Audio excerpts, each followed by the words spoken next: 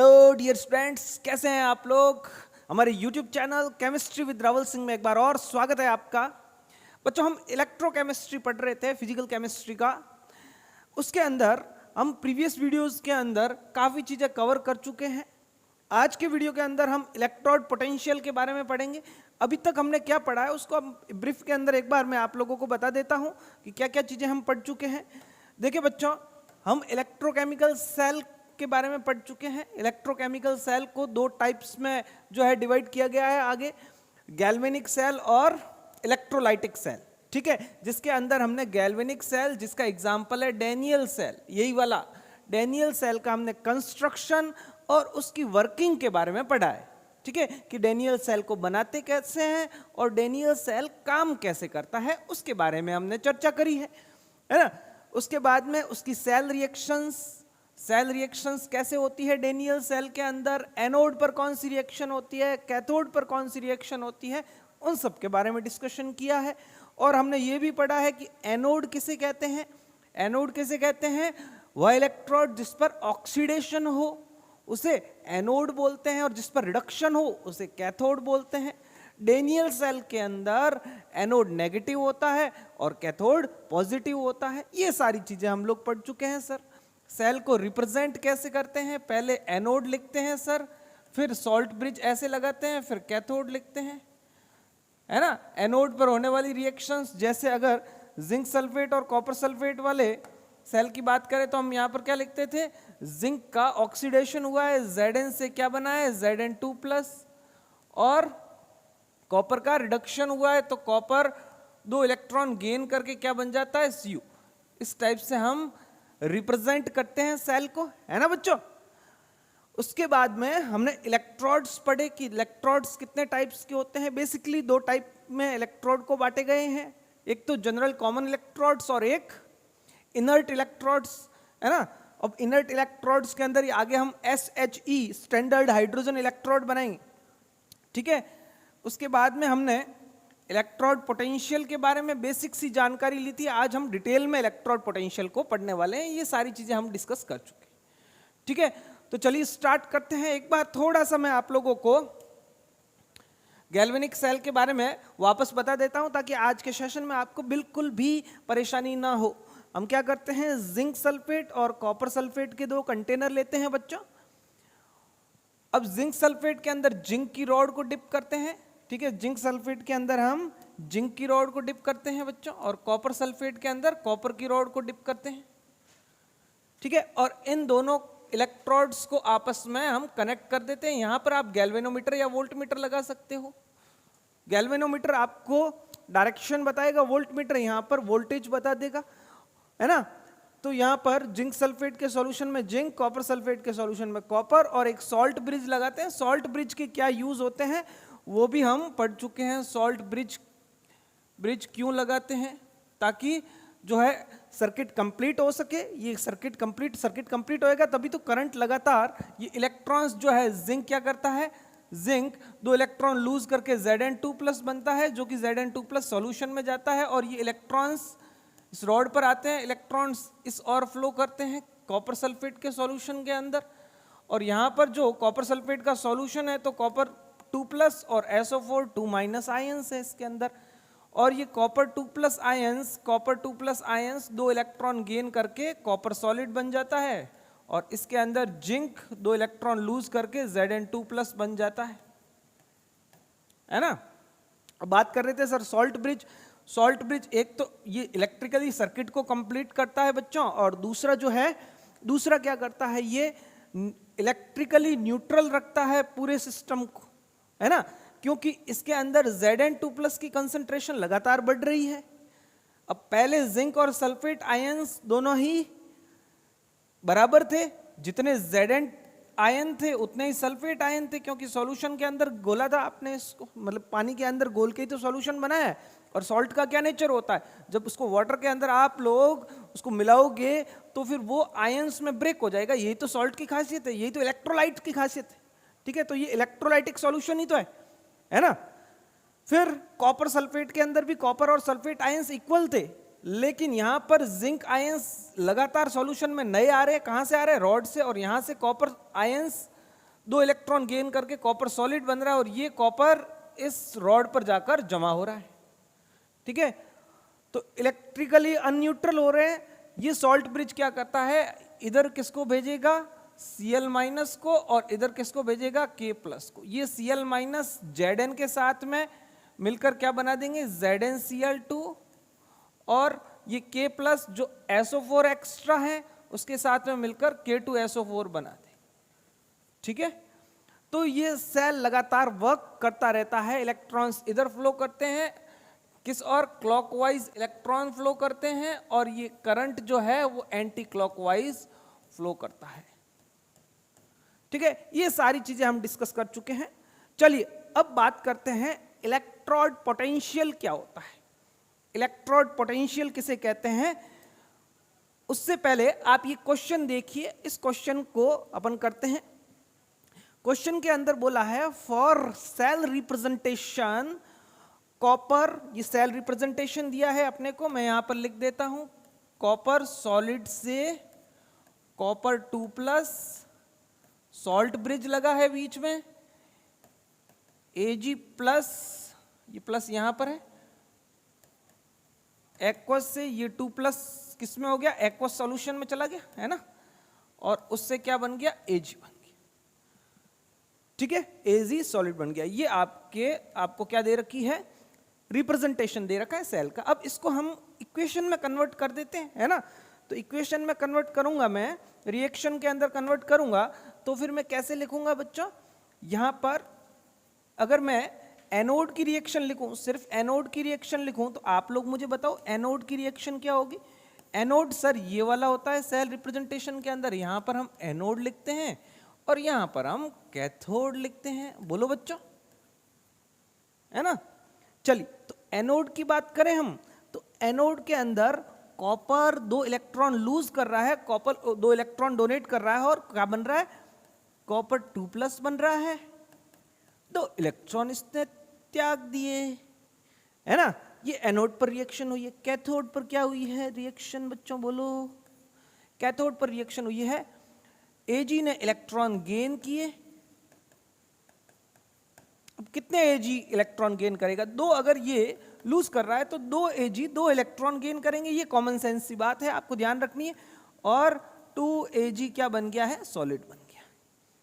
ये किस पर रिएक्शन हो गई है, कैथोड पर रिएक्शन होगी। अगर मैं सेल रिएक्शन की बात करूं तो सेल रिएक्शन क्या होगी प्यारे बच्चों, मैंने आपको बोला था क्रॉस के अंदर इलेक्ट्रॉन्स काट देने हैं, क्रॉस के अंदर इलेक्ट्रॉन्स काट दिए तो ये बन जाएगा Cu, यहां पर क्या था सॉलिड, यहां क्या हो गया एक्वस, ठीक है, और ये यहां पर एक्वस में था, तो Cu plus 2Ag plus solid aqueous, क्या ये फ्रेम में दिख रहा है, एक बार चेक कर लेता हूं, ठीक, एक्वस, और यहां पर क्या बन जाएगा बच्चों, यहां पर बन जाएगा Cu2 plus aqueous plus 2Ag solid.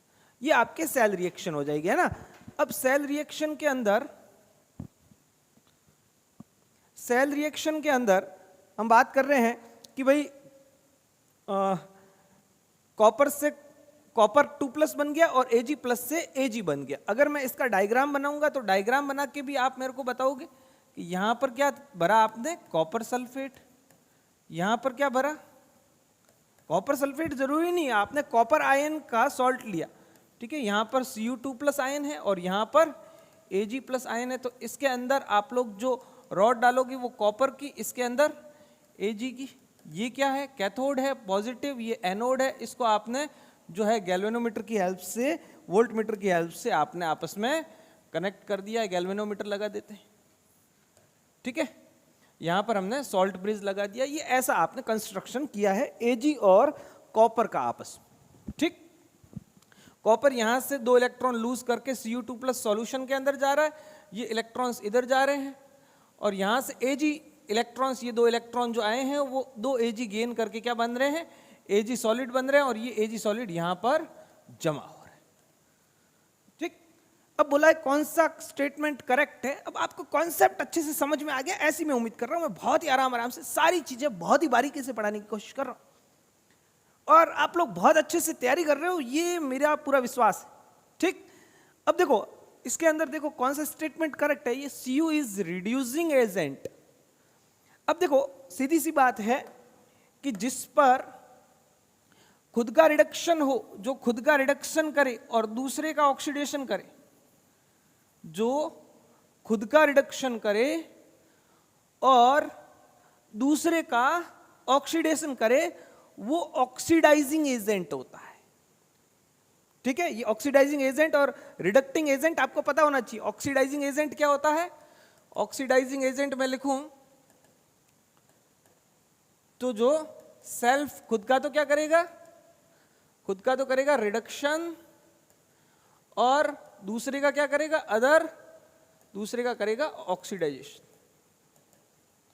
ठीक है, तो दूसरे का ऑक्सीडेशन करेगा और खुद का रिडक्शन करेगा, उसको हम ऑक्सीडाइजिंग एजेंट बोलेंगे। और रिडक्टिंग एजेंट इसका उल्टा, रिडक्टिंग एजेंट क्या होगा, जो खुद का क्या करे बच्चों, रिडक्टिंग एजेंट क्या होगा, रिडक्टिंग एजेंट कौन होगा, जो खुद का क्या करे, सेल्फ खुद का हो ऑक्सीडेशन और दूसरों का क्या करे, रिडक्शन। तो यहां पर कॉपर जो है वो खुद का क्या कर रहा है, कॉपर खुद का क्या कर रहा है, खुद का ऑक्सीडेशन कर रहा है और इलेक्ट्रॉन्स दे रहा है। वो इलेक्ट्रॉन्स कौन गेन कर रहा है, Ag गेन कर रहा है। मतलब कि Ag का क्या कर रहा है, गेन कर रहा है, तो इसका मतलब ये Ag का रिडक्शन कर रहा है, Ag का रिडक्शन हो रहा है। और रिडक्शन कर कौन रहा है, रिडक्शन कॉपर कर रहा है। क्यों, कॉपर इलेक्ट्रॉन्स लूज कर रहा है, तभी तो ये गेन कर रहा है। तो यहां पर खुद का ऑक्सीडेशन और दूसरों का रिडक्शन कौन कर रहा है, ये कॉपर कर रहा है, Cu कर रहा है। इसीलिए अपन बोल सकते हैं yes, Cu is reducing agent, जो सेल्फ का ऑक्सीडेशन करे और दूसरों का रिडक्शन करे। तो हाँ बिल्कुल सही है, Cu is reducing agent, reducing agent, है ना, ये चीज क्लियर होगी। अब दूसरा, overall cell reaction is Cu solid plus, ये देखो सेल रिएक्शन दे रखी है, क्या ये सेम है, 2Ag plus Cu2 plus aqueous 2Ag solid. हाँ बिल्कुल सही है, ये ऑप्शन भी आपके करेक्ट है। कौन कौन से करेक्ट है आपको बताना है। Cu इज कैथोड, क्या कॉपर कैथोड है, नहीं, कॉपर तो क्या है, Cu is anode and Ag is cathode, Ag is cathode. ठीक है, तो Cu is cathode, not, this is not correct, Ag is anode, not correct. तो ये दोनों ऑप्शन ऊपर वाले सही। तो इस हिसाब से आपके बेसिक कॉन्सेप्ट्स क्लियर हो जाएंगे। तो आगे कॉम्पिटिटिव एग्जाम्स में कैसे क्वेश्चंस पूछते हैं, नीट और मेंस में कैसे क्वेश्चंस आते हैं, उसकी कमांड आपके बहुत बढ़िया हो जाएगी, है ना। चलिए अब बात कर रहे हैं बच्चों हम इलेक्ट्रोड पोटेंशियल की। इलेक्ट्रोड पोटेंशियल क्या होता है, ठीक है। अब देखो मैं आपको बहुत ही सिंपल तरीके से बता रहा हूं कि इलेक्ट्रोड पोटेंशियल का मतलब होता है, अपन एक हाफ सेल को लेते हैं, यहां पर मैंने एक हाफ सेल को लिया, ठीक है, ये एक हाफ सेल है, मैं यहां पर बना देता हूं ताकि आप लोगों को ज्यादा दिक्कत नहीं हो। ये मैं यहां पर अपन ने जिंक सल्फेट का सॉल्यूशन भरा था ना, मैं ये जिंक सल्फेट ले लेता हूं, है ना। इसके अंदर अपन सॉल्यूशन भर देते हैं ZnSO4 का एक्वस सॉल्यूशन। इसके अंदर क्या लगा दे, इसके अंदर सर एक इलेक्ट्रोड वाला लगा दो, ये वाला, ये इनर सर्किट होता है सर। इसके बाद में जो वायर लगा रहता है वो सर आउटर सर्किट होता है, जो कि गैल्वेनोमीटर से। ये हमने एक हाफ सेल बना दी, राइट। और यहां पर सॉल्ट ब्रिज लगा रहता है, तो सॉल्ट ब्रिज इधर कनेक्ट होता है, ठीक। तो अब होगा क्या सर, सर ये जो जिंक आपने लिया है इसका ऑक्सीडेशन होगा, ये 2 इलेक्ट्रॉन लूज करेगा और ये 2 इलेक्ट्रॉन सर 2 इलेक्ट्रॉन चले जाएंगे आपके सॉल्यूशन के अंदर और बन जाएगा Zn2 प्लस एक्वस सॉल्यूशन। ये Zn2 प्लस एक्वस सॉल्यूशन के अंदर चला दे और ये इलेक्ट्रॉन्स इस पर आ जाएंगे, ऐसे और भी Zn सॉल्यूशन के अंदर जाएंगे। इस सॉल्यूशन के अंदर पहले से ही मैं ये पर्पल कलर से लिख रहा हूं, जो पहले से इस सॉल्यूशन के अंदर मौजूद थे, है ना, वो तो थे। अब एक्स्ट्रा जिंक आ रहे हैं, कहां से आ रहे हैं, रॉड से आ रहे हैं, और इस रॉड पर क्या आ रहे हैं, इलेक्ट्रॉन्स आ रहे हैं। अब ये एनोड है, एनोड तो इसलिए है क्योंकि यहां पर ऑक्सीडेशन हो। अब ये नेगेटिव, ये जो रॉड है ये नेगेटिवली चार्ज्ड होगी, इसीलिए अपन ने यहां पर क्या लगा दिया, माइनस। अब आप लोग देखोगे ना, यहां पर चार्जेस डिफरेंस हो गया है। चार्ज डिफरेंस होने की वजह से एक पोटेंशियल पैदा हो जाएगा। जब भी चार्ज का डिफरेंस होगा पोटेंशियल उत्पन्न होगा, पोटेंशियल पैदा होगा। तो चार्ज डिफरेंस क्या हो गया सर, यहां पर नेगेटिव चार्ज हो गया ये, और ये पॉजिटिवली चार्ज हो गया, तो चार्ज का डिफरेंस हो गया। पहले सर जितने जिंक थे उतने ही सल्फेट थे। अब चार्ज का डिफरेंस होने की वजह से यहां पर एक पोटेंशियल बन जाएगा, और उसी को इस हाफ सेल का क्या बोलेंगे, इलेक्ट्रोड पोटेंशियल बोलेंगे, electrode potential.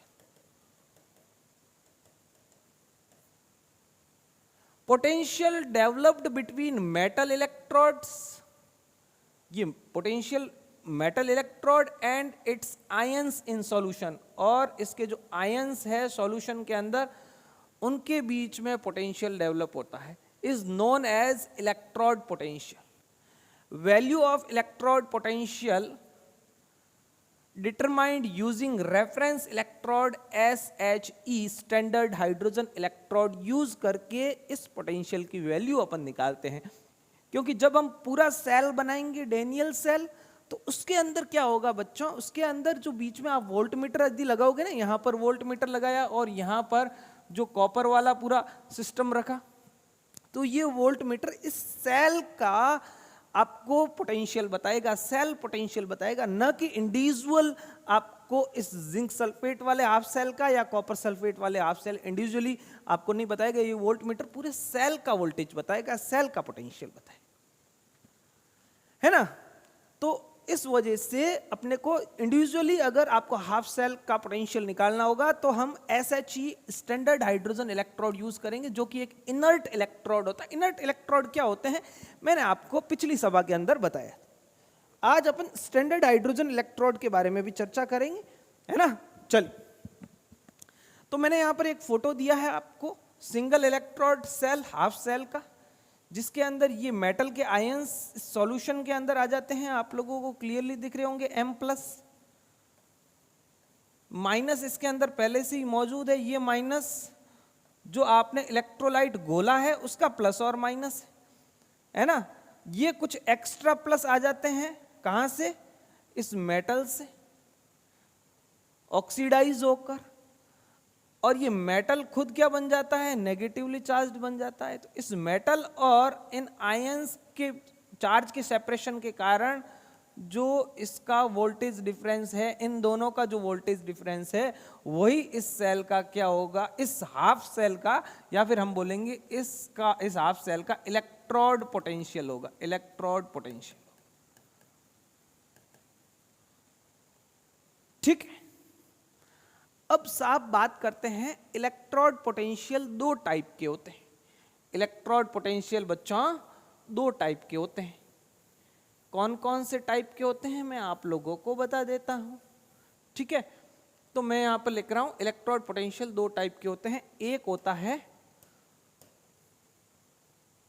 Oxidation electrode potential, तो यहां पर लिख रहा हूं EOP। क्या लिख रहा हूं, इलेक्ट्रोड पोटेंशियल को E से डिनोट करते हैं। किससे डिनोट करते हैं, E से, ठीक है। ऑक्सीडाइजिंग पोटेंशियल, और एक होता है रिडक्शन पोटेंशियल, ERP, ठीक है। अब ध्यान से समझने की कोशिश करना, हर हाफ सेल का, चाहे उस पर ऑक्सीडेशन हो रहा है चाहे रिडक्शन, हर हाफ सेल का EOP भी होता है और ERP भी होता है। बच्चे यहीं पर कंफ्यूज होते हैं मोटा मोटी कि सर ऑक्सीडेशन हो रहा है इसलिए इसका सिर्फ और सिर्फ क्या होगा, अगर मान लो यहां पर ऑक्सीडेशन हो रहा है, ये सिंगल हाफ सेल लिया हमने, यहां पर मान लो ऑक्सीडेशन हो रहा है, तो ऑक्सीडेशन हो रहा है तो ऑक्सीडेशन पोटेंशियल ही होगा इसका, ऐसा नहीं, ठीक है। ये हमने ऑक्सीडेशन पोटेंशियल समझा है। वैसे कि वैसे कॉपर की बात करें, हम कॉपर सल्फेट वाले सॉल्यूशन की बात करें, तो उसके अंदर क्या होगा, ये रॉड जो है वो पॉजिटिवली चार्ज हो जाएगी, और इस सॉल्यूशन के अंदर सल्फेट आयंस ज्यादा हो जाएंगे, सल्फेट आयन की कंसंट्रेशन ज्यादा हो जाएगी, तो चार्ज डिफरेंस हो जाएगा। चार्ज डिफरेंस होने की वजह से यहां पर क्या हो जाएगा, इन दोनों का वोल्टेज डिफरेंस ही इस हाफ सेल का क्या हो जाएगा, इलेक्ट्रोड पोटेंशियल हो जाएगा, है ना। तो मैं यहां पर आपको कहने की कोशिश कर रहा हूं कि इलेक्ट्रोड पोटेंशियल दो टाइप के होते हैं, ऑक्सीडेशन पोटेंशियल और एक होता है रिडक्शन पोटेंशियल। एक क्या होता है बच्चा, रिडक्शन पोटेंशियल। EOP और ERP। अब समझने की कोशिश करना। मान लेते हैं इस इलेक्ट्रोड पर ऑक्सीडेशन हो रहा है, मान लेते हैं इस इलेक्ट्रोड पर ऑक्सीडेशन हो रहा है, तो ये जो इलेक्ट्रोड है वो नेगेटिवली चार्ज हो जाएगा और जो ये सॉल्यूशन है, आयन सॉल्यूशन है, वो पॉजिटिवली चार्ज हो जाएगा। ये इलेक्ट्रॉन्स जो है वो यहाँ से मूव होंगे और दूसरे कंटेनर की ओर भागेंगे और वहां से जो है करंट इसके अपोजिट डायरेक्शन में फ्लो होने लगेगा। ऐसा हम लोग समझ चुके हैं प्यारे मित्रों।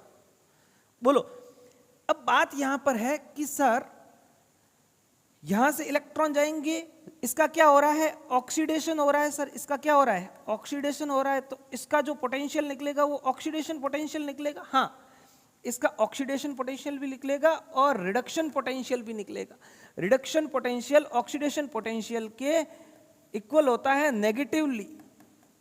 ठीक है, इसका अगर मान लो ऑक्सीडेशन पोटेंशियल 5 वोल्ट है तो इसका रिडक्शन पोटेंशियल होगा -5 वोल्ट।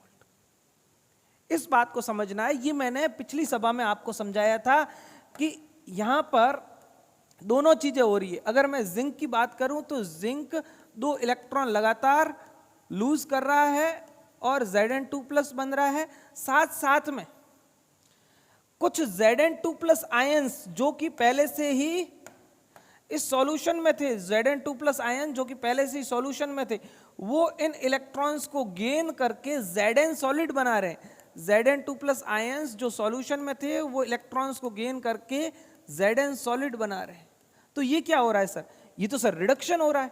हाँ, रिडक्शन भी होता है इसके अंदर और ऑक्सीडेशन भी होता है और ऑक्सीडेशन भी होता है। लेकिन अगर rate of oxidation rate of reduction से ज्यादा हो जाए तो फिर हम बोलेंगे कि ये इलेक्ट्रोड एनोड है और अल्टीमेटली इस पर ऑक्सीडेशन हो रहा है ना? तो यहां पर रिडक्शन भी होगा और ऑक्सीडेशन भी होगा। लेकिन रेट ऑफ ऑक्सीडेशन अगर रेट ऑफ रिडक्शन से क्या हो जाए? ज्यादा हो जाए, रेट ऑफ रिडक्शन से ज्यादा हो जाए, तो हम क्या बोलेंगे बच्चों? तो हम बोलेंगे कि ये इलेक्ट्रोड क्या है बच्चों? ये इलेक्ट्रोड एनोड है। ठीक है, और ऐसे ही रेट ऑफ रिडक्शन यदि रेट ऑफ ऑक्सीडेशन से ज्यादा हो जाए तो उसको हम कैथोड बोलेंगे, जैसे कॉपर सल्फेट वाले सॉल्यूशन के अंदर होता है प्यारे मित्रों। बोलो भाई, बात समझ में आ रही है? तो हम बोलेंगे कि हर एक इलेक्ट्रोड का, मैं यहां पर हिंदी में लिख देता हूं, हर एक इलेक्ट्रोड का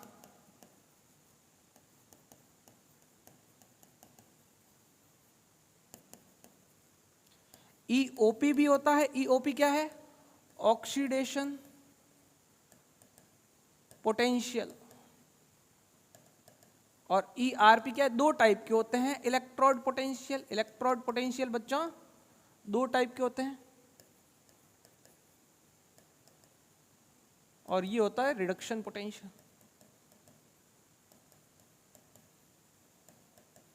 हर एक इलेक्ट्रोड का EOP और ERP होता है। ERP दोनों होते हैं।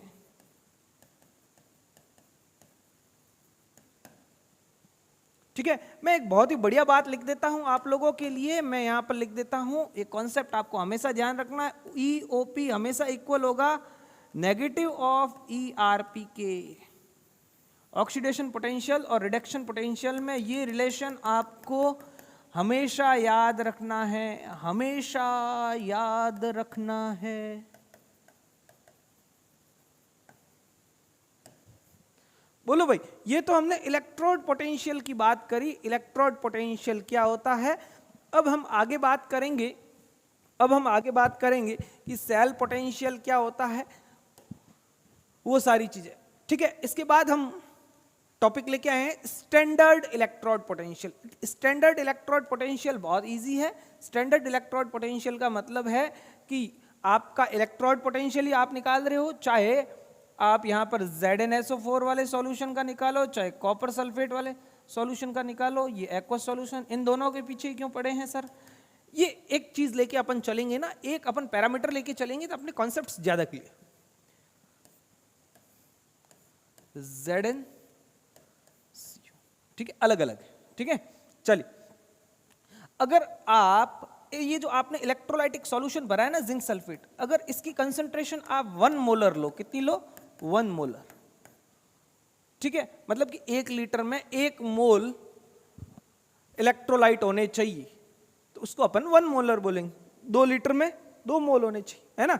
चलिए, तो उस हिसाब से आप उसकी मोलरिटी 1 मोलर होनी चाहिए, 1 मोल पर लीटर होनी चाहिए, ठीक है। और जो आप टेम्परेचर लोगे वो 298 केल्विन होना चाहिए, टेम्परेचर 298 केल्विन होना चाहिए, कंसंट्रेशन ऑफ सॉल्यूशन 1 मोलर होनी चाहिए और प्रेशर 1 बार होना चाहिए। इस कंडीशन में, इस स्पेशल कंडीशन में आप यदि किसी भी हाफ सेल का इलेक्ट्रोड पोटेंशियल निकालते हो, इसका जो इलेक्ट्रोड पोटेंशियल निकलेगा, इसका जो इलेक्ट्रोड पोटेंशियल निकलेगा, मैं यहाँ पर E लिख देता हूँ, E, ठीक है, इलेक्ट्रोड पोटेंशियल निकलेगा, उसको अपन E नॉट बोलेंगे। E नॉट का मतलब वो इलेक्ट्रोड पोटेंशियल स्टैंडर्ड होगा। स्पेशल कंडीशन कौन सी? ये वाली।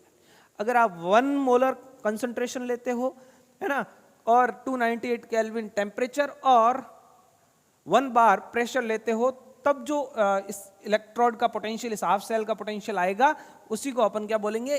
Electrode, standard electrode potential. और इसको हम E नॉट से डिनोट करेंगे। किससे डिनोट करेंगे? E नॉट से, ठीक है। This is the standard electrode potential, this is the standard electrode potential, ठीक।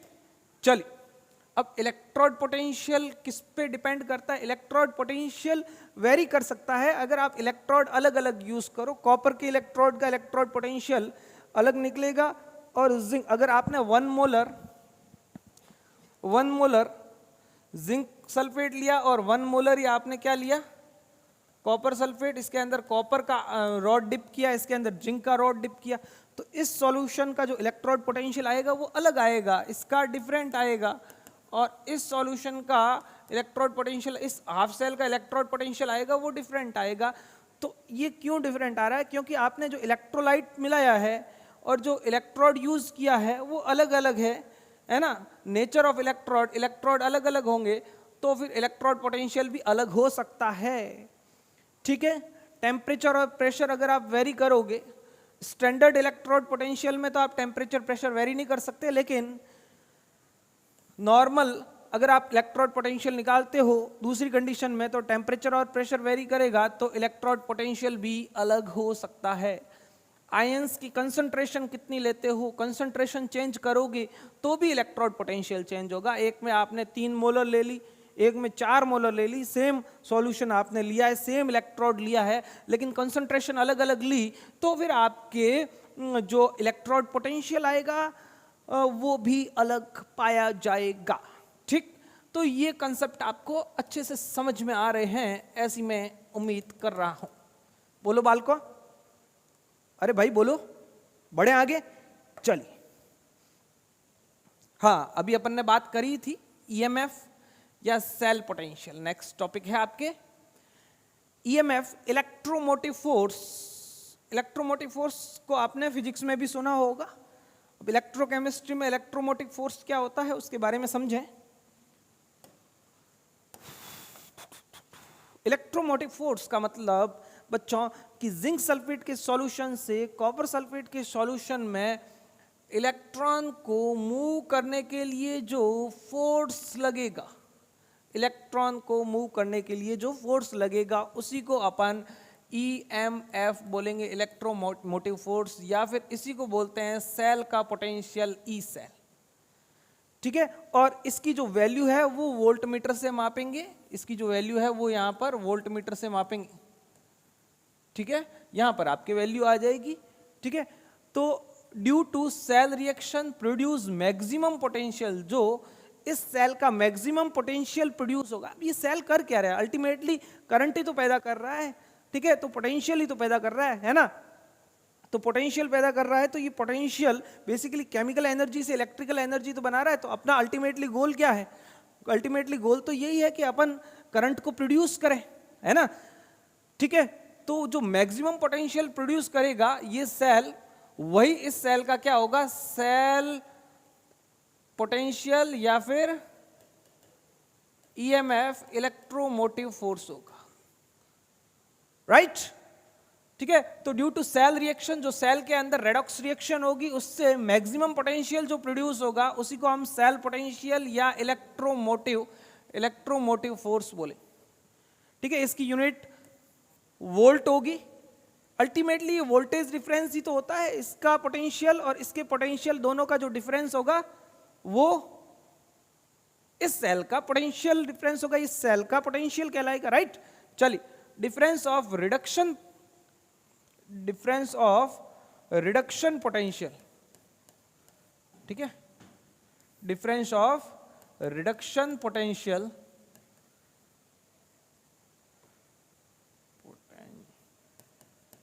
of cathode and anode,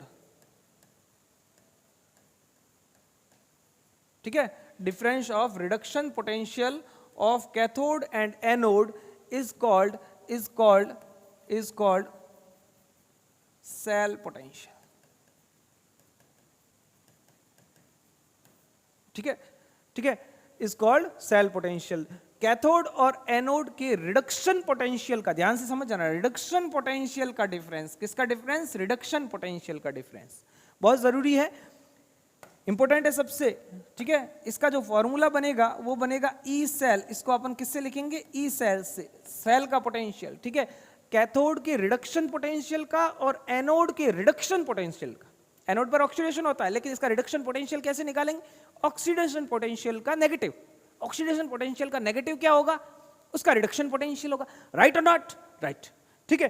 तो ई सेल क्या निकलेगा, ई सेल निकलेगा बच्चों, ई सेल निकलेगा ई कैथोड, अच्छा ई ये कौन सा है, ई रिडक्शन पोटेंशियल है, reduction potential of cathode minus E reduction potential of anode. Cathode और एनोड के रिडक्शन पोटेंशियल का डिफरेंस ही आपके सेल पोटेंशियल होता है, राइट। चलिए, तो इस फॉर्मूले से और फॉर्मूले कैसे बनाए, ऐसा एक क्वेश्चन भी आया हुआ है, ऐसा एक क्वेश्चन भी आया हुआ है, ठीक है। तो मैं यहां पर लिख रहा हूं सेल पोटेंशियल, सेल पोटेंशियल, ठीक है। सेल पोटेंशियल का फॉर्मूला क्या लिखा बच्चों मैंने, E cell is equal to E cathode minus E anode. आगे जब हम लोग, और ये ई कैथोड और ई एनोड दोनों ही क्या है, रिडक्शन पोटेंशियल है, कैथोड का भी रिडक्शन पोटेंशियल, कैथोड का भी रिडक्शन पोटेंशियल और एनोड का भी रिडक्शन पोटेंशियल, ठीक है। सर एनोड का रिडक्शन पोटेंशियल, हाँ एनोड का रिडक्शन पोटेंशियल कैसे निकालेंगे, एनोड पर ऑक्सीडेशन हो रहा है तो उसका ऑक्सीडेशन पोटेंशियल और रिडक्शन पोटेंशियल आरपी और ओपी आपस में क्या होते हैं, मैं ऐसे लिख दूं EOP is equal to minus of ERP, दोनों एक दूसरे के नेगेटिव होते हैं। इससे अगर मैं और फॉर्मूला बोलूं तो मैं ऐसे लिख सकता हूं क्या, इस एनोड को मैं, आरपी को मैं अगर ओपी लिखूं तो ये प्लस हो जाएगा, तो ये हो जाएगा आपके ई cathode ERP cathode plus EOP anode. यही तो हमने डेफिनेशन भी बोली है कि टोटल पोटेंशियल, मैक्सिमम पोटेंशियल, तो एनोड का जो, एनोड पर ऑक्सीडेशन पोटेंशियल, एनोड का ऑक्सीडेशन पोटेंशियल और कैथोड का रिडक्शन पोटेंशियल, दोनों का सम क्या होगा, उस सेल का सेल पोटेंशियल होगा, इलेक्ट्रोमोटिव फोर्स होगा, राइट और नॉट, राइट, ठीक है। और सर और बताओ, और बढ़िया, ई सेल इज इक्वल टू, मैं यहां पर लिख दूं minus of EOP, sir minus लिख रहे हो तो बाद में लिखो, हाँ बिल्कुल माइनस लिख रहे हैं तो बाद में, तो फिर अपन ऐसे लिख देते हैं EOP एनोड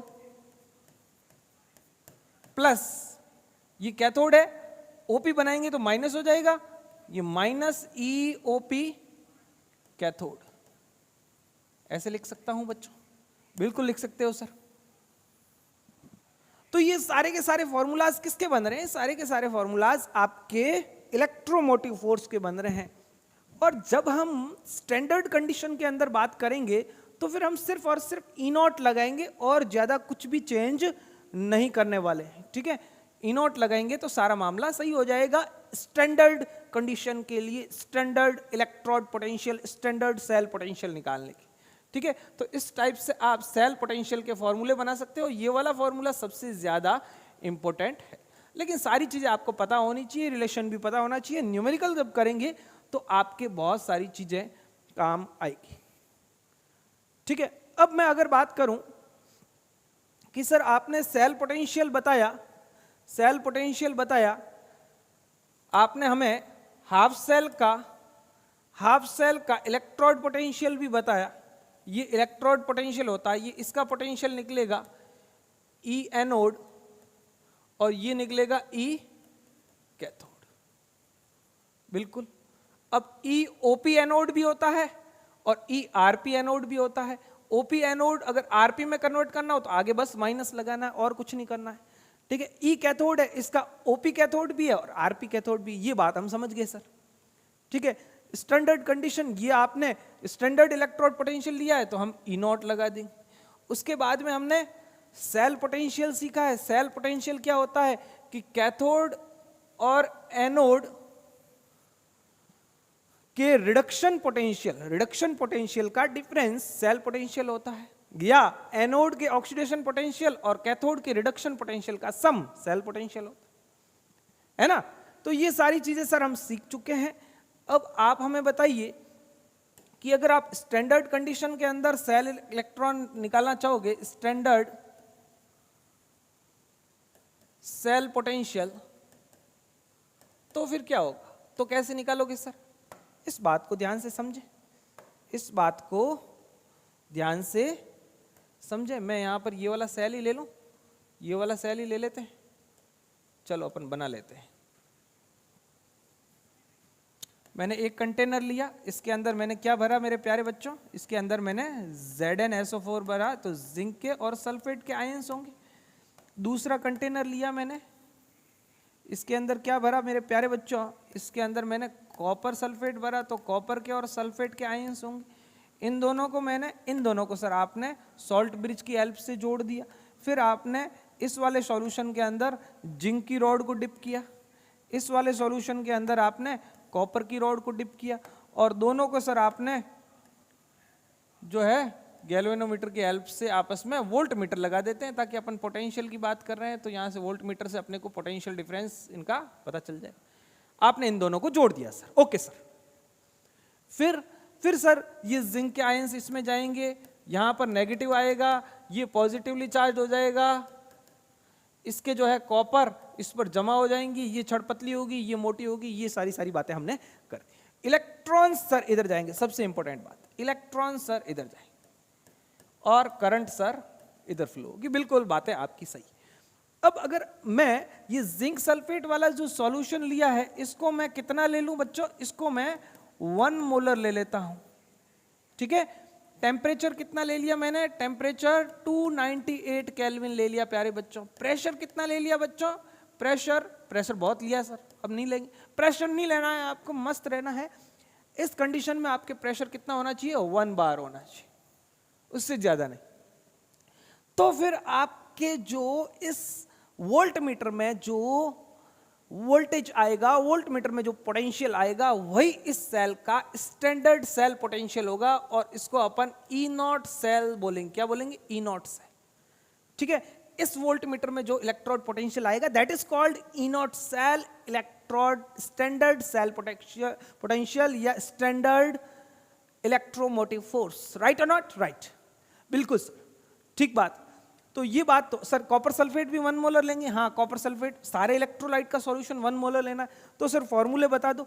फॉर्मूला में एक बता दूं आपको, तो फिर ये E not cell is equal to मैं क्या लिखूंगा? E not cathode minus of E not anode.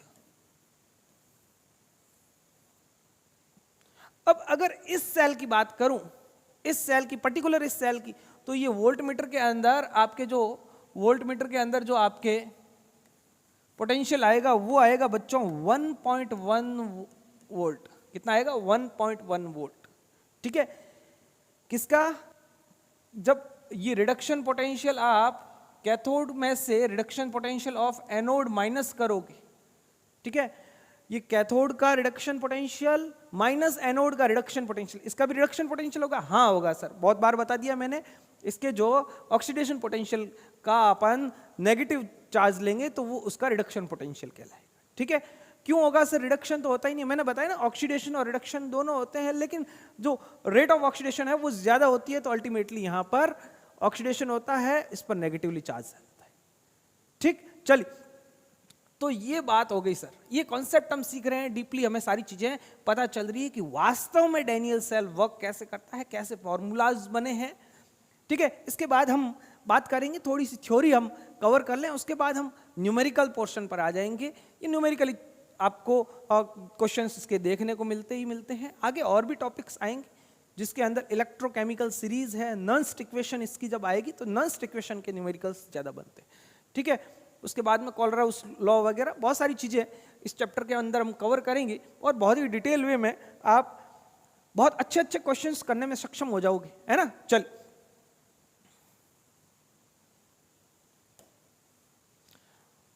ठीक है, तो ये अगर और सर और फॉर्मूले, हाँ और फॉर्मूले बना सकते हो। E not cell is equal to E not R P cathode plus E not R P OP, लिख दो ओपी एनोड। ठीक है, ऐसे ही E not cell is equal to, अब कैथोड को आप ओपी लिखोगे तो माइनस हो जाएगा, लेकिन अपन पहले एनोड वाला लिख देते हैं, ई नॉट ओपी एनोड, और ये हो जाएगा minus E not OP cathode. ठीक है, तो इस प्रकार स्टैंडर्ड सेल पोटेंशियल आ जाता है। अब सर ये जो 1.1 वोल्ट आपने जो बताया है, ये तो किसका पोटेंशियल आया? ये तो सेल पोटेंशियल आया, स्टैंडर्ड सेल पोटेंशियल आया। अगर हम स्टैंडर्ड कंडीशन नहीं लेते तो सेल पोटेंशियल आता। ये तो स्टैंडर्डली इसलिए, अब स्टैंडर्ड में तो फिक्स होता है, स्टैंडर्ड में तो फिक्स होता है क्योंकि अपन ने कंसंट्रेशन भी 1 मोलर लेनी है, आपने टेम्परेचर प्रेशर सब जो है कांस्टेंट रखा है, तो जो ये वोल्टेज आएगा, जो पोटेंशियल आएगा वो भी कांस्टेंट आएगा, है ना। तो इस डैनियल सेल का जो इलेक्ट्रोड पोटेंशियल, इस डैनियल सेल का जो सेल पोटेंशियल ईएमएफ निकला है, स्टैंडर्ड सेल पोटेंशियल, वो कितना है? 1.1 वोल्ट। अब 1.1 वोल्ट मतलब कि इसका कुछ वोल्टेज होगा, इसका कुछ पोटेंशियल होगा, इसका कुछ पोटेंशियल होगा, उन दोनों पोटेंशियल को हमने इस फॉर्मूले के अंदर पुट किया तो फिर 1.1 वोल्ट आया। हाँ सर, तो सर इसका पोटेंशियल कैथोड का और एनोड का इलेक्ट्रोड पोटेंशियल हम कैसे निकालेंगे? तो हमने अभी अभी बात करी थी कि पर्टिकुलर इंडिविजुअली अगर आपको इलेक्ट्रोड पोटेंशियल निकालना है तो फिर आपको स्टैंडर्ड हाइड्रोजन इलेक्ट्रोड का यूज करना पड़ेगा, SHE का यूज करना पड़ेगा, है ना। चलिए, तो अब हम नेक्स्ट बात कर रहे हैं standard hydrogen electrode, standard hydrogen electrode SHE। ठीक है, इसको देखोगे आप लोग ध्यान से। स्टैंडर्ड हाइड्रोजन इलेक्ट्रोड के अंदर क्या होता है कि हम क्या करते हैं कि मैंने आपको इनर्ट इलेक्ट्रोड पढ़ाया ना, यही है इनर्ट इलेक्ट्रोड ही तो है। बस क्या करते हैं, स्टैंडर्ड है तो फिर टेम्परेचर 298 केल्विन और प्रेशर 1 बार, और जो इलेक्ट्रोलाइट की कंसंट्रेशन लेते हैं वो 1 मोलर लेते हैं, स्टैंडर्ड है। बाकी वही इलेक्ट्रोड हमने पढ़ा है, हाइड्रोजन इलेक्ट्रोड। आप प्रीवियस वीडियो के अंदर जाके देखोगे तो आपको क्लियरली समझ में आ जाएगा। मैं एक बार आप लोगों को ये रिपीट करा देता हूँ। ये इस टाइप का ये हाइड्रोजन इलेक्ट्रोड होता है। यहाँ पर क्या होता है, ये पीटी वायर लगा हुआ है, ये प्लेटिनियम वायर लगा हुआ है। ठीक है, इसके अंदर ये कांच की एक ट्यूब होती है, इस कांच की ट्यूब में यहाँ से हाइड्रोजन गैस को फिल किया जाता है, H2 गैस को। ठीक है, H2 गैस यहाँ फिल किया जाता है। ये पीटी वायर हो गया। ठीक है, अब यहाँ पर ये बबल्स के बारे में बाद में बात करेंगे। ये वाली जो प्लेट है, ये वाली जो प्लेट है, ये कार्बन ब्लैक से कोटेड रहती है। वैसे ये प्लेट जो है वो पीटी की ही प्लेट है। ठीक है, अब क्या होता है बच्चों, अब जैसे ही आपने हाइड्रोजन गैस को इसके अंदर फिल किया, हाइड्रोजन गैस यहाँ पर फ्लो करेगी, ये H2 गैस यहाँ पर होते हुए अंदर जाएगी। ठीक है, अब ये जो स्टैंडर्ड हाइड्रोजन इलेक्ट्रोड होता है ना, इसका इलेक्ट्रोड पोटेंशियल जो होता है ना, इसका इलेक्ट्रोड पोटेंशियल E0 SHE, मैं लिख रहा हूँ E0 SHE, वो 0 होता है। कितना होता है? 0। इसीलिए इसको as a reference electrode use करेंगे, एज अ रेफरेंस इलेक्ट्रोड हम यूज करने वाले हैं। ठीक है, इसीलिए इसको हम as a reference electrode use करेंगे, राइट। अब देखो, अब हम इसकी बात करें अगर हाइड्रोजन इलेक्ट्रोड की, तो ये हाइड्रोजन इसके अंदर आया। अब ये रेफरेंस इलेक्ट्रोड मतलब हम इसकी एप्लीकेशन जब हम पढ़ेंगे तो हम समझेंगे कि ये जब हमें जिंक सल्फेट वाले सॉल्यूशन का इलेक्ट्रोड पोटेंशियल निकालना है तो फिर इसको साथ में हाइड्रोजन इलेक्ट्रोड को लगा दें, क्योंकि इसका तो जीरो होता है। जब हम फॉर्मूले के अंदर पुट करेंगे तो ई नॉट सेल जो आएगा वो E not RP anode minus E not RP cathode. अब एज अ मान लेते हैं एज अ कैथोड यूज किया इसको मैंने जिंक सल्फेट वाले के साथ में, तो इसका कैथोड का इसका तो इलेक्ट्रोड पोटेंशियल जीरो है, तो जो सेल वोल्टमीटर के अंदर जो सेल का पोटेंशियल आएगा, वो जो सेल का पोटेंशियल जो भी आया वो ई नॉट एनोड का मिल जाएगा। ठीक है, इस टाइप से हम लोग ई नॉट एनोड का इलेक्ट्रोड पोटेंशियल निकाल सकते हैं। सर समझ में नहीं आया, कोई बात नहीं, अभी हम समझेंगे ना सारी चीजों को। ठीक है, चलिए अब इतना ध्यान रखना, इसका जो स्टैंडर्ड हाइड्रोजन इलेक्ट्रोड का इलेक्ट्रोड पोटेंशियल होता है वो कितना होता है बच्चों, जीरो होता है। स्टैंडर्ड क्यों बोल रहे हैं, क्योंकि स्टैंडर्ड कंडीशंस ले रहे हैं ना। चलिए अब बात करते हैं इसमें, इसकी कंस्ट्रक्शन को देख लेते हैं। तो कंस्ट्रक्शन के अंदर हम क्या करते हैं, ये मैंने कंटेनर लिया, इसके अंदर मैंने एक कांच की ट्यूब ली, उस कांच की ट्यूब में मैंने क्या कर दिया, एक पीटी वायर डाल दिया। ये मैंने पीटी वायर डाल दिया, ये पीटी वायर है, पीटी वायर। ठीक है, यहाँ पर मैं एक क्या कर देता हूँ, एक चकती लगा देता हूँ, एक प्लेट लगा देता हूँ, ये मैंने पीटी प्लेट लगा दी। अब इसके अंदर क्या करेंगे, हम हाइड्रोजन गैस भरेंगे। क्या करेंगे बच्चों, हाइड्रोजन गैस भरेंगे। ठीक है, तो यहाँ पर हम ये हाइड्रोजन गैस भरते हैं यहाँ से H2 गैस को। ठीक है, अब ध्यान से समझो कि इसके अंदर जो आपने सॉल्यूशन भरा है ना, तो इनर्ट इलेक्ट्रोड ही है। इनर्ट इलेक्ट्रोड इनर्ट क्यों बोलते हैं, क्योंकि सर ये जो वायर है, जो इलेक्ट्रोड किसे कहते हैं, जो इनर सर्किट और आउटर सर्किट को कनेक्ट करता है ना। तो ये जो वायर है ना, ये वायर आपके इस सॉल्यूशन के साथ में रिएक्शन नहीं करता है। ठीक है, ये गैस रिएक्शन करती है, इसको गैस आयन इलेक्ट्रोड भी बोलते हैं। सर आयन कहां पर है, आयन बिल्कुल ये जो आपने सॉल्यूशन भरा है ना, ये सॉल्यूशन भरते हैं HCl का, एक्वस सॉल्यूशन है ना, या H2SO4 का, या HNO3 का, आप कोई सा भी सॉल्यूशन भर दें। ठीक है, जिसके अंदर स्ट्रॉन्ग इलेक्ट्रोलाइट अपने को यूज करना है, और इसकी कंसंट्रेशन कितनी रखनी है, स्टैंडर्ड ले रहे हैं तो अपने को 1 मोलर रखनी है। ठीक है, तो आपने HCl भरा तो H plus Cl minus H plus Cl minus पहले से ही इसके अंदर मौजूद। अब ये जो H प्लस है, ये जो H प्लस है, अब आपको यहां पर समझ में आ जाएगा। ठीक है, तो इस सॉल्यूशन के अंदर क्या है, बहुत सारे H प्लस है, और आपने यहां से H2 गैस को इसके अंदर फ्लो करा है। ठीक बात है। अब जब इसको हम एज अ एनोड यूज करेंगे तब इसमें क्या होगा, जब एज अ एनोड यूज करेंगे तब इसमें क्या होगा, तब इसका ऑक्सीडेशन होगा, और ऑक्सीडेशन होता है तो इलेक्ट्रॉन लूज करेगा। ठीक है, तो मैं यहाँ पर ये डायग्राम आपको समझ में आ गया, इस टाइप से इसकी कंसंट्रेशन होती है, इस टाइप से इसकी कंस्ट्रक्शन होती है। अब इसमें रिएक्शंस कैसे लेते हैं, वो रिएक्शंस मैं आप लोगों को बता देता हूँ। स्टैंडर्ड हाइड्रोजन इलेक्ट्रोड का इलेक्ट्रोड पोटेंशियल जीरो होता है। एज अ एनोड हम यूज करेंगे, एज अ एनोड। ठीक है, एज अ एनोड यूज करेंगे तो फिर हम इसकी जो रिएक्शन लिखेंगे वो क्या लिखेंगे, वो लिखेंगे सर ये hydrogen electrode, sorry hydrogen gas जो आ रही है वो 2 इलेक्ट्रॉन लूज करेगी और क्या बन जाएगी, 2H प्लस बन जाएगी। और ये 2H प्लस कहाँ चले जाएंगे, एक्वस सॉल्यूशन में। ये हाइड्रोजन क्या थी, गैस थी, और 2 इलेक्ट्रॉन इसने लूज कर दी। एज एनोड ऑक्सीडेशन होगा। ठीक है, बिल्कुल सर। तो अगर आप इसका रिप्रेजेंटेशन करोगे तो कैसे करोगे, अभी बता देंगे। एज अ कैथोड भी लिख देते हैं, एज अ कैथोड हम इसको अगर यूज करेंगे, चलो दोनों साथ में तो होंगे नहीं, इसीलिए इसका रिप्रेजेंटेशन अपन अलग अलग लिख देते हैं। तो मैं यहां पर अगर इसका रिप्रेजेंटेशन लिखूं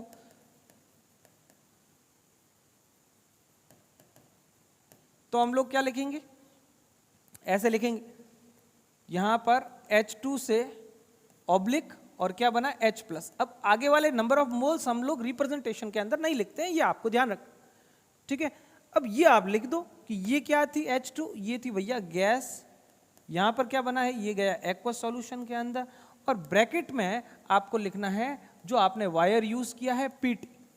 ठीक है, अब एनोड के अंदर इसको लेफ्ट साइड पीटी लिखते हैं, कैथोड के अंदर लिखने के अंदर रिप्रेजेंटेशन के अंदर राइट साइड H प्लस के पास में, ठीक है। तो ये इसका रिप्रेजेंटेशन हो गया। ये एनोड, एज अ एनोड इसको यूज करेंगे। ये रेफरेंस इलेक्ट्रोड होता है, रेफरेंस इलेक्ट्रोड, जो कि इंडिविजुअल हाफ सेल का इलेक्ट्रोड पोटेंशियल निकालने के लिए इसको यूज किया जाता है। क्यों? क्योंकि इसका खुद का जो इलेक्ट्रोड पोटेंशियल होता है वो 0 होता है बच्चों, है ना। चलिए अब हम बात करें आगे, तो एज अ कैथोड इसको यूज करेंगे मेरे प्यारे बच्चों, एज अ कैथोड यूज करेंगे इसको, एज अ कैथोड। तो फिर इस पर क्या होगा? रिडक्शन होगा। और रिडक्शन में क्या होगा कि ये वाले जो H प्लस है, ये वाले जो H प्लस है वो इलेक्ट्रॉन्स गेन करेंगे और क्या बन जाएंगे? H2 बन जाएंगे, ठीक है।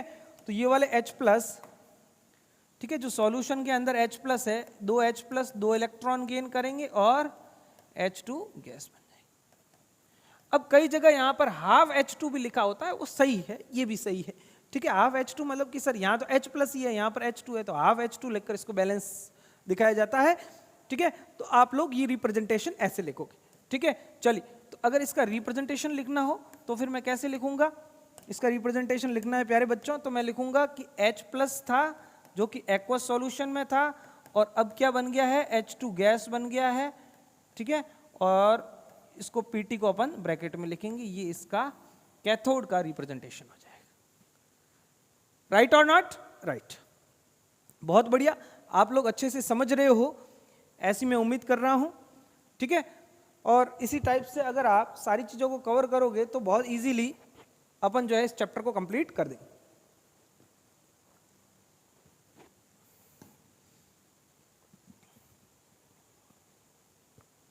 ठीक है, चलिए अब इस डायग्राम को अगर आप देखोगे तो ये H प्लस इलेक्ट्रॉन्स,